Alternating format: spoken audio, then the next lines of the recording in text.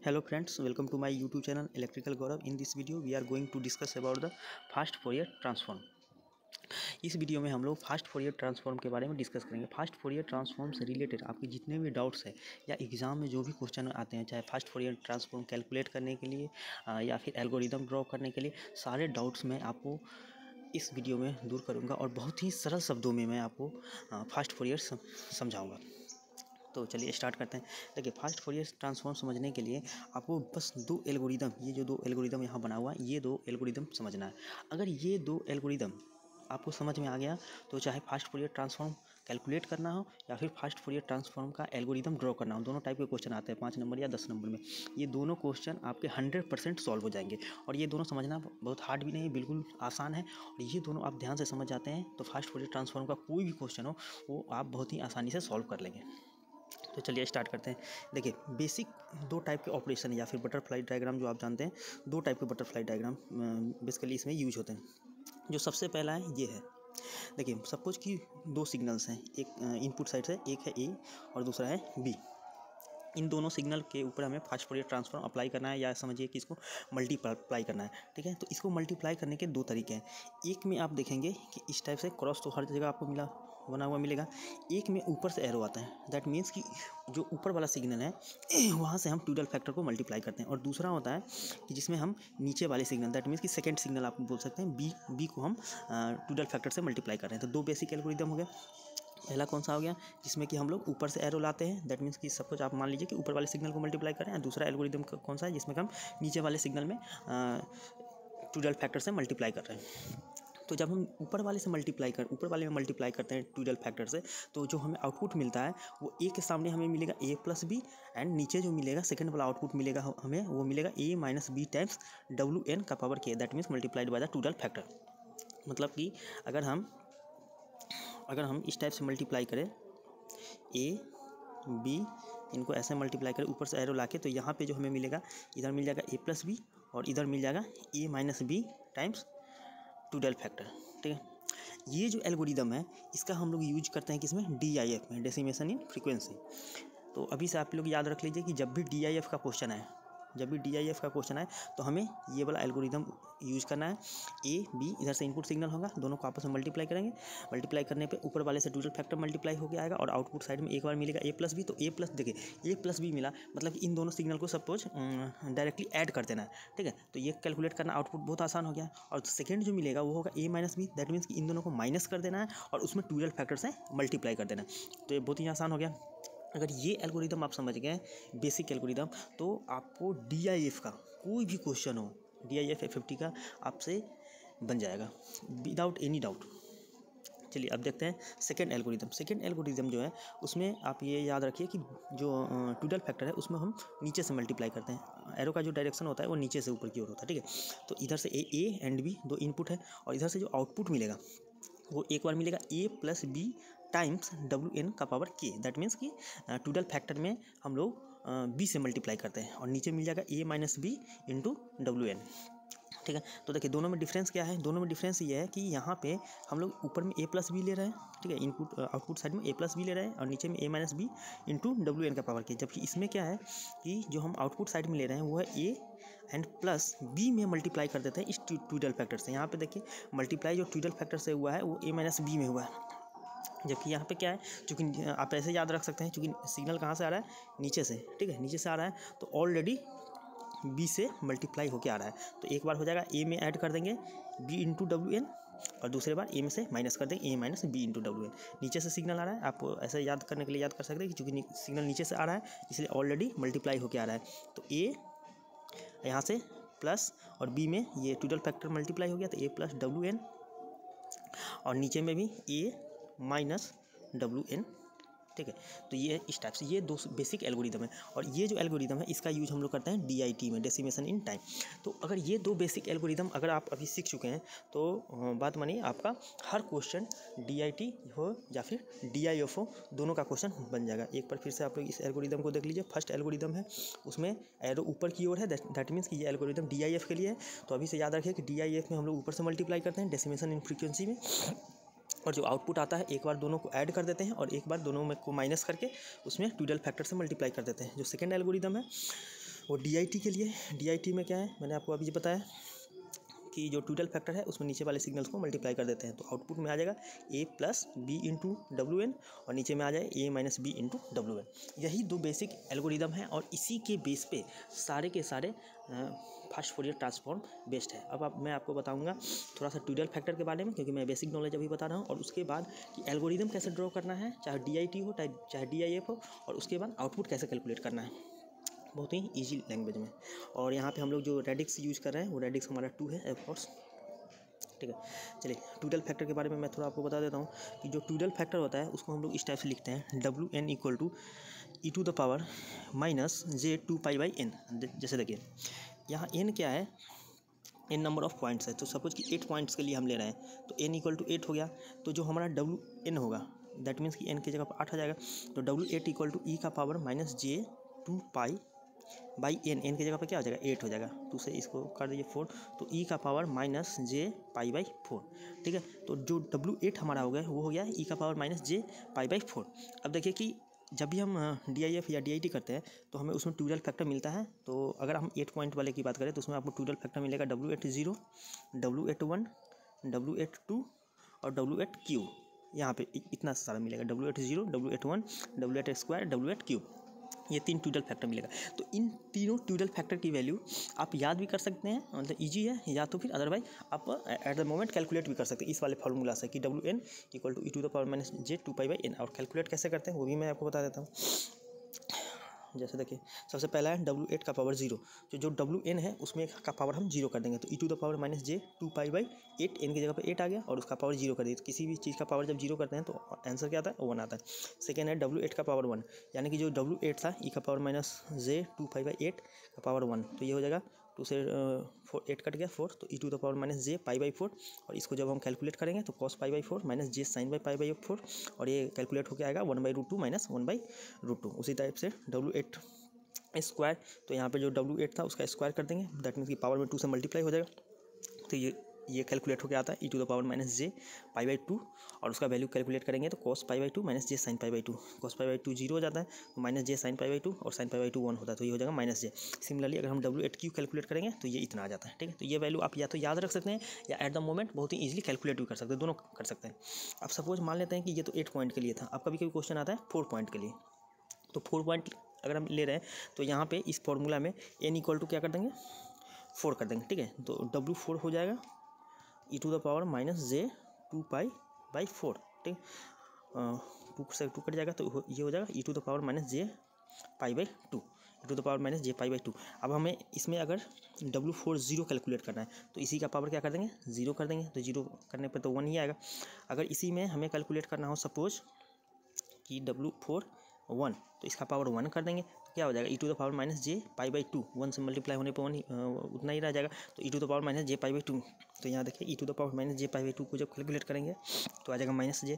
इसी टाइप से अगर W4 स्क्वायर कैलकुलेट करना हो तो ये हो जाएगा e का power minus J pi by 2 to the power square, ये 2 से 2 कट जाएगा, तो हो जाएगा e to the power minus J pi, और e to the power minus J pi क्या हो जाएगा cos of pi minus J sine pi, ठीक है।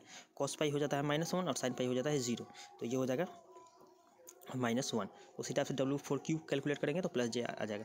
और अगर इसको W4 को याद करना है तो आप इसको एक सर्किल से भी याद कर सकते हैं, बड़ा ही आसान है।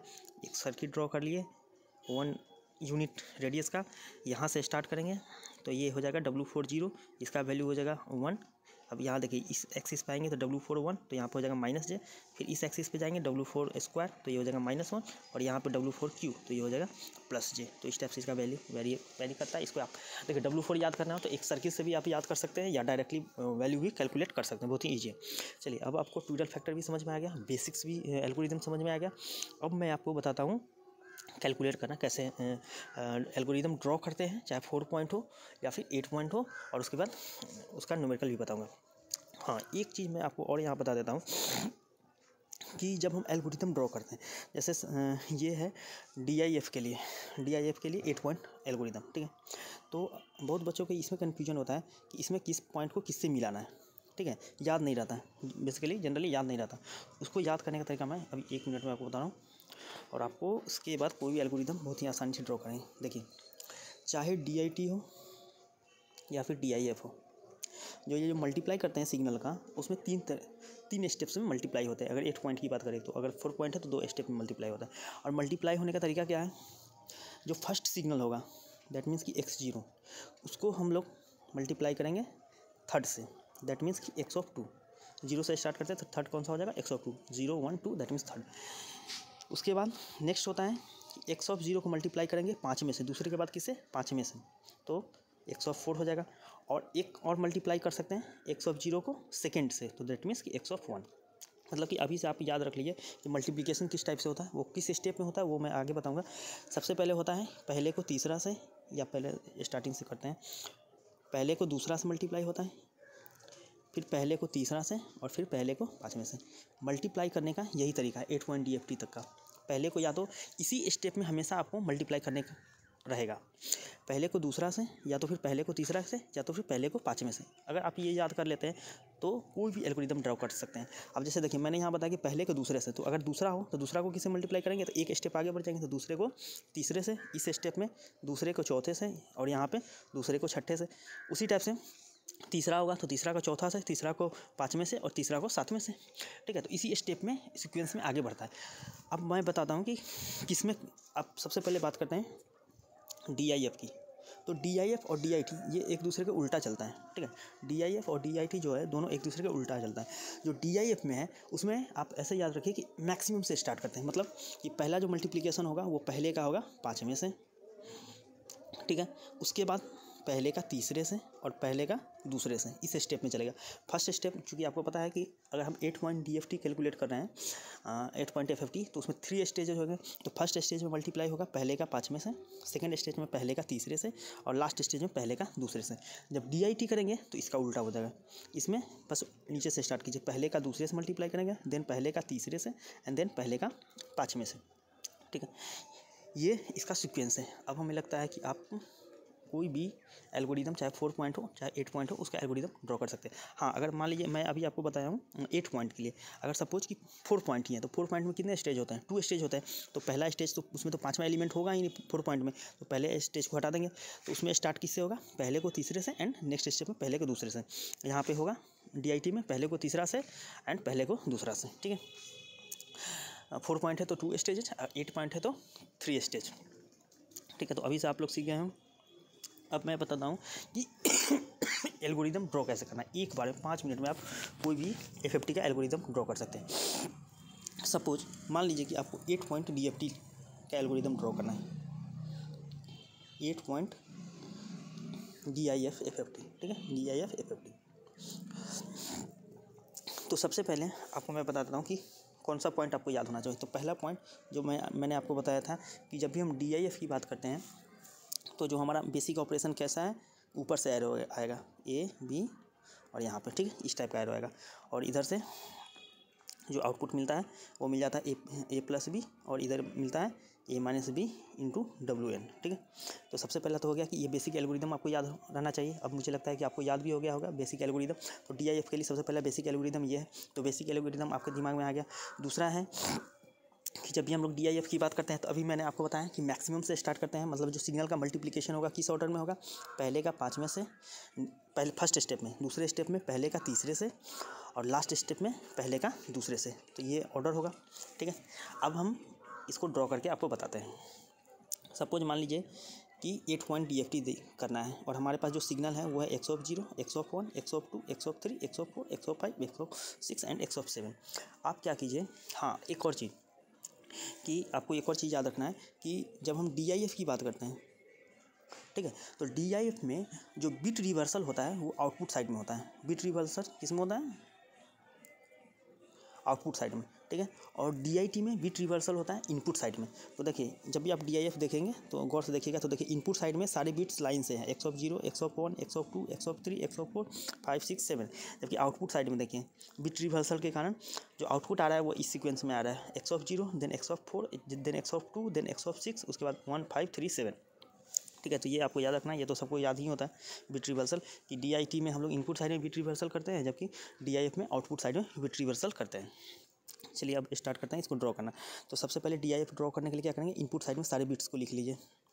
पहले इनपुट का एक कॉलम बनाइए, सारे बिट्स को लिख लीजिए। x ऑफ 0 से स्टार्ट करना है, x of 1, x of 2, x of 3 so on सारे लिख लेना है।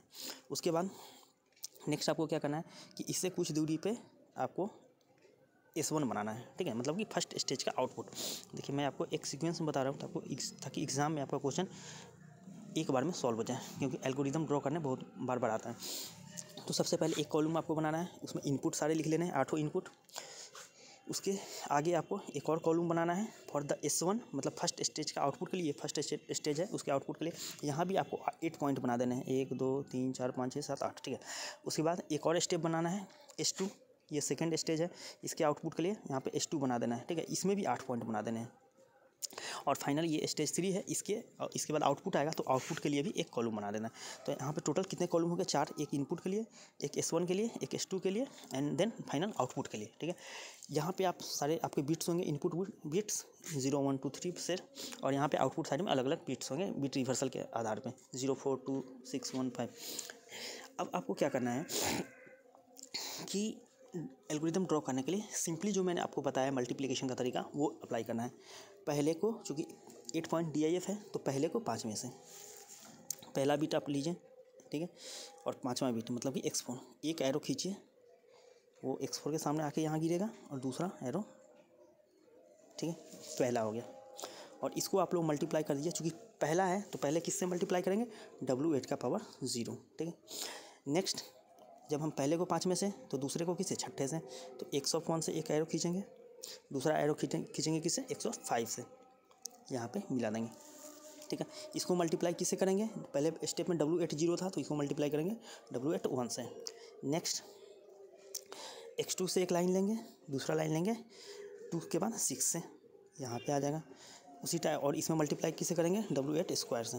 फिर उसी टाइप से लास्ट लाइन लेंगे x3 से और इसको मिला देंगे x ऑफ 7 से। देखिए फर्स्ट स्टेज आपका आ चुका है, ठीक है, यहाँ भी 8 पॉइंट हो गया। अब देखिए ये तो आपका मल्टीप्लाई हो गया। नेक्स्ट स्टेज में आपको मैंने बताया था कि 1 के 5 पहले स्टेज में होता है, दूसरे स्टेज में 1 का 3। अब यहाँ पे देखिए S1 पे आइए, यहाँ भी 8 पॉइंट आपको मिल गए, 1 2 3 4 5 6 7 8। अब यहाँ पे क्या करना है, आपको पहले को तीसरे से मिलाना है। तो पहला सिग्नल लीजिए और तीसरा सिग्नल लीजिए, एक लाइन पहले से स्टार्ट कीजिए, दूसरा लाइन तीसरे से स्टार्ट कीजिए, ठीक है। उसी टाइप से इसमें पहले को तीसरा है तो दूसरे को कौन सा होगा? चौथा होगा, दूसरे से फिर चौथे को, उसी टाइप से इसमें भी, ठीक है। सारे को इस टाइप से मिला दीजिए। अब ये आपको आ गया S2 स्टेज। हाँ, और यहाँ पर जो मल्टीप्लाई करना है आपको ट्विजल फैक्टर से, वो है W8 0 एंड W8 स्क्वायर, यहाँ नीचे भी W8 0 एंड W8 स्क्वायर। और लास्ट स्टेज है, लास्ट स्टेज में मैंने आपको बताया कि 1 से 5 पहले, फिर 1 से 3, फिर 1 से 2, मतलब कि अब पहले और दूसरे को मल्टीप्लाई करना है। तो चलिए पहले और दूसरे को मल्टीप्लाई करते हैं। तो पहले को दूसरे को मल्टीप्लाई कर देंगे, पहले को दूसरे को, पहले को दूसरे को, सब में पहले दूसरे को, ठीक है, पहले दूसरे को सबको मल्टीप्लाई कर देंगे। और यहाँ जो ट्विजल फैक्टर है वो W8 0 है, दैट मीन्स कि 1 है, तो यहाँ ट्विजल फाइनल स्टेप में ट्विजल फैक्टर का कोई इफेक्ट पड़ेगा नहीं। तो ये हो गया इसका एल्गोरिदम, बेसिक एल्गोरिदम है। अब आप मुझे लगता है कि समझ गए होंगे। अब आपको 1 मिनट में मैं आपको ड्रॉ करके दिखा देता हूँ कैसे कैसे ड्रॉ करना है। सबसे पहले आपको 3 कॉलम बनाने हैं, 4 कॉलम बनाने हैं इनपुट के लिए, फर्स्ट स्टेज S1 के लिए, सेकंड S2 के लिए एंड आउटपुट के लिए। आउटपुट में बिट रिवर्सल होगा, क्योंकि यहाँ पे हम DIF की बात कर रहे हैं। इनपुट साइड में आपको सारे इनपुट लिख लेने हैं, x0 x1 x2 x3 x4 x5 x6 x and x7। उसके बाद DIF है तो मैक्सिमम से स्टार्ट करना है। तो सबसे पहले पहला सिग्नल को 5 में से, तो पहला ले लेंगे x ऑफ 0 और एक लाइन लेंगे किससे? x ऑफ 4 से, इन दोनों को मिला देंगे। फिर दूसरे को छठे से ऐसे कर देंगे, तीसरे को 7 में से और चौथे को 8 में से मिला देंगे। पहले बार में ट्विजल फैक्टर से मल्टीप्लाई है, पहला है तो W8 0, दूसरा है तो W8 1, तीसरा है तो W8 स्क्वायर और चौथा है तो W8 क्यूब, ठीक है। इस टाइप से हम पहुंच गए S1 पे। S1 पे पहुंचने के बाद पहले से 5वां खत्म हो गया, तो अब किसको मिलाना है? पहले से तीसरे को, तो पहले से तीसरे को मिला देंगे, पहले और तीसरे, दूसरे चौथे, ठीक है, ऐसे मिला देंगे। Twiddle factor W8 0 and W8 square. Next stage हमारा लास्ट स्टेज है, तो पहला से 5वां खत्म हो गया, पहला से तीसरा भी हो गया, तो अब किसको मिलाएंगे? पहले से दूसरे को, तो पहले से दूसरे को मिला रहे हैं, पहले से दूसरे को सबको आपस में मिला दें। इस टाइप से आपका एल्गोरिदम रेडी। तो अब आप 5 मिनट के अंदर कोई भी एल्गोरिदम हो, DIF का 8 पॉइंट हो चाहे 4 पॉइंट हो, आप मिनटों में उसको ड्रॉ कर सकते हैं। और इस टाइप से आपका एग्ज़ाम में 5 मार्क्स बिल्कुल सिक्योर हो जाएगा। चलिए, तो ये तो हो गया एल्गोरिदम। अब इसको कैलकुलेट कैसे करना है ये मैं आपको बताता हूँ। ठीक है। एक फार्मूला भी मैं लास्ट में आपको दूंगा कैलकुलेट करने का, ये मैंने काफ़ी मिनट से बनाया है फार्मूला, उससे भी आप यूज़ कर सकते हैं, बट मैं आपको पहले एक एग्जांपल से समझा देता हूँ। सपोज कि आपको 4 पॉइंट DFT कैलकुलेट करना है, ठीक है। तो 4 पॉइंट DIF FFT कैलकुलेट करना है। तो DIF 4 पॉइंट के लिए क्या करना पड़ेगा आपको, मैंने पहले ही बताया था कि 1 से 3 को पहले स्टेज में और दूसरे स्टेज में पहले और दूसरे को मल्टीप्लाई करना है। तो वही किया है मैंने, पहले इनपुट साइड में सारे इनपुट लिख लिया मैंने, x0 x1 x2 x3। Output side में बिट रिवर्सल है, तो x0 x2 x1 x3, और यहाँ पे एक ही स्टेज है दूसरे स्टेज में, तो यहाँ आउटपुट यहाँ आ जाएगा।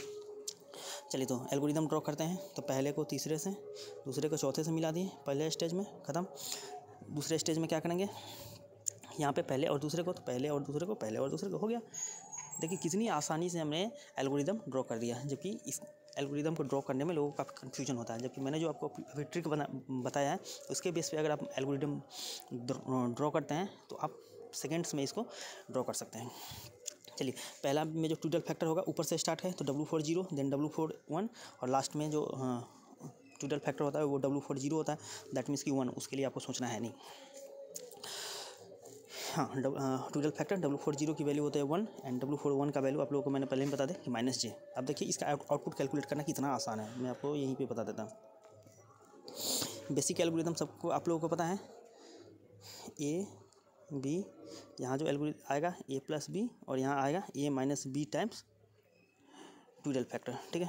अब देखिए फर्स्ट स्टेज का जो आउटपुट होगा वो क्या होगा, यहाँ x0, यहाँ x2 को आप मल्टीप्लाई कर दें, ठीक है, विद द W40। W40 का मतलब क्या होता है 1, तो यहाँ जो आउटपुट आएगा वो क्या आएगा A + B, दैट मीन्स कि x0 + x2, x0 + x2, कितना सिंपल है। और यहाँ जो आएगा वो क्या आएगा, x0 - x2 टाइम्स ट्यूडल फैक्टर, तो ट्यूडल फैक्टर तो यहाँ 1 है, तो इतना ही हो जाएगा, यानी कि आउटपुट जो है वो हो गया फर्स्ट स्टेज का x0 + x2, एंड ये जो आउटपुट आया वो हो गया x0 - x2। नेक्स्ट इन दोनों को मल्टीप्लाई करते हैं, x1 एंड x3 को, तो यहाँ जो आउटपुट आएगा, ठीक है, वो क्या आएगा A + B, दैट मीन्स कि x1 + x3, और यहाँ जो आउटपुट आएगा वो क्या आएगा, x1 - x3 टाइम्स ट्यूडल फैक्टर, ठीक है। तो ट्यूडल फैक्टर है W41 का वैल्यू क्या है, j होता है, W41 का वैल्यू -j होता है, तो -j से मल्टीप्लाई कर देंगे। और नेक्स्ट स्टेप में तो बहुत ही सिंपल है, यहाँ तो ट्यूडल फैक्टर 1 ही है, तो यहाँ पे हो जाएगा, यहाँ से जो आउटपुट आएगा उसको एक बार प्लस कर देंगे, एक बार माइनस कर देंगे, प्लस कर देंगे, माइनस कर देंगे। तो 4 पॉइंट DIF FFT तो आप मतलब बिल्कुल सेकेंड्स में देख के कैलकुलेट कर सकते हैं। यहाँ पे मैंने आपको एक टेबल भी बना दिया, अब मैं इसको एक एग्जांपल से सॉल्व करके आपको बता देता हूँ। चलिए, जैसे x(n) = दिया हुआ है 1 2 3 0, हम लोग एक न्यूमेरिकल सॉल्व करते हैं फॉर द 4 पॉइंट DIF, और आपको मैं मिनट्स में, आप अगर पुराना वीडियो मेरा देखें हैं तो मिनट्स में आप इसको कैलकुलेट कर सकते हैं। देखिए आपको चूँकि ये 4 पॉइंट DIF है, तो यहाँ twiddle factor W40 that is equal to 1, and twiddle factor W41, तो ये क्या है -j। चलिए सबसे पहले क्या करेंगे, टेबल बना लेंगे। तो इधर हमारा इनपुट हो जाएगा, यहाँ पे लिख देंगे सब कुछ, x(0), x(1), x(2), x(3), x(0) = 1 2 3 and 0, ठीक।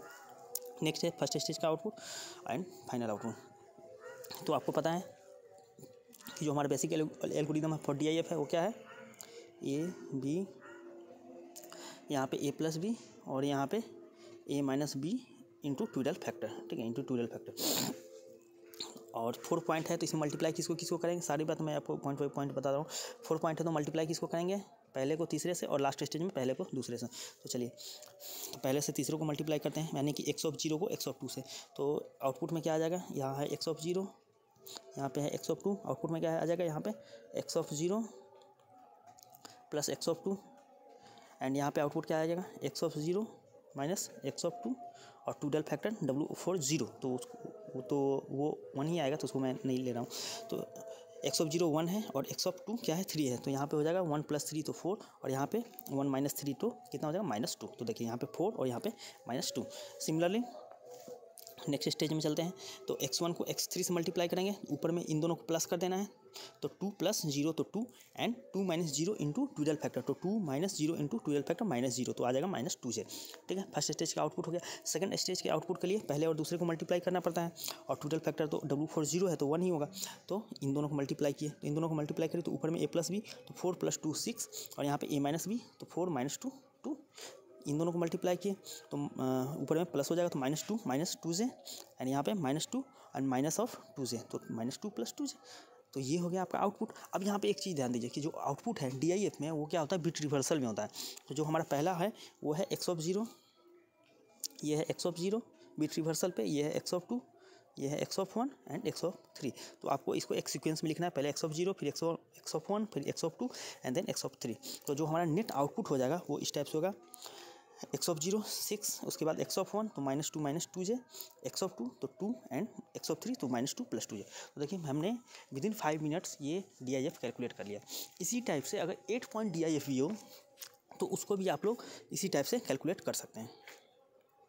मैं यहाँ पे आपको दिखाता हूँ फॉर द 8 पॉइंट DIF।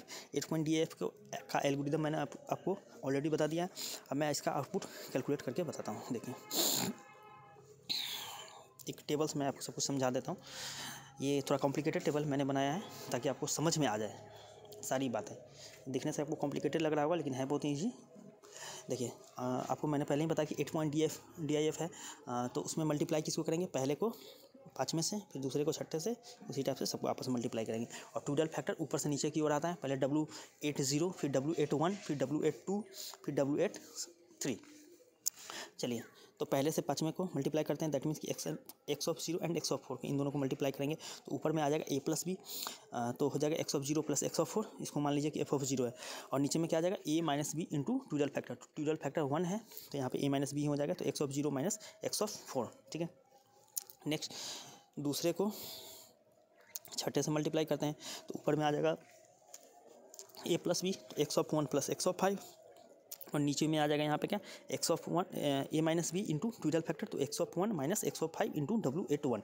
तो W81 का जो भी वैल्यू होगा उससे उसमें हम लोग मल्टीप्लाई कर देंगे।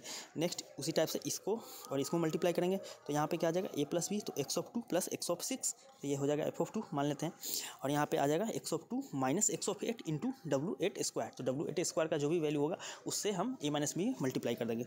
इसी टाइप से x of 3 and x of 7 को मल्टीप्लाई करेंगे, तो यहाँ पे आ जाएगा output x of 3 + x of 7, और यहाँ पे जो आ जाएगा x of 3 - x of 7 times W8Q। तो इस टाइप से आपका फर्स्ट स्टेज का आउटपुट आ गया। अब देखिए फर्स्ट स्टेज का आउटपुट आने के बाद अब हम जाएंगे सेकंड स्टेज में। तो सेकंड स्टेज के आउटपुट के लिए मैंने आपको बताया था कि इसमें 8 पॉइंट DIF है, तो एक को 5 से मल्टीप्लाई करते हैं, फर्स्ट को 5वें से, और सेकंड स्टेज में किसको मल्टीप्लाई करते हैं, पहले को तीसरे से, और लास्ट में पहले को दूसरे से। तो अब हमें पहले को तीसरे से मल्टीप्लाई करना पड़ेगा। चलिए तो देखिए ये है हमारा पहला आउटपुट, दूसरा, तीसरा, चौथा, 5वां, 6ठा, 7वां, 8वां। ठीक है, तो पहले को तीसरे से मल्टीप्लाई करते हैं, दैट मीन्स कि f ऑफ 0 मान लेते हैं कि ये जो आया था ये f ऑफ 0 है, तो f ऑफ 0 को तीसरे से मल्टीप्लाई करेंगे तो किससे करेंगे, f ऑफ 2 को, तो इन दोनों को ऐसे मल्टीप्लाई करेंगे। ठीक है, तो यहाँ पे जो आएगा ये तो दोनों प्लस हो जाएगा, तो f of 0 + f of 2, f of 0 + f of 2, और यहाँ पे f ऑफ 0 - f ऑफ 2, चूँकि आपको पता है कि आउटपुट साइड में क्या आता है a + b, और नीचे में आता है a - b time total factor. तो टोटल फैक्टर यहाँ पे W801 ही है।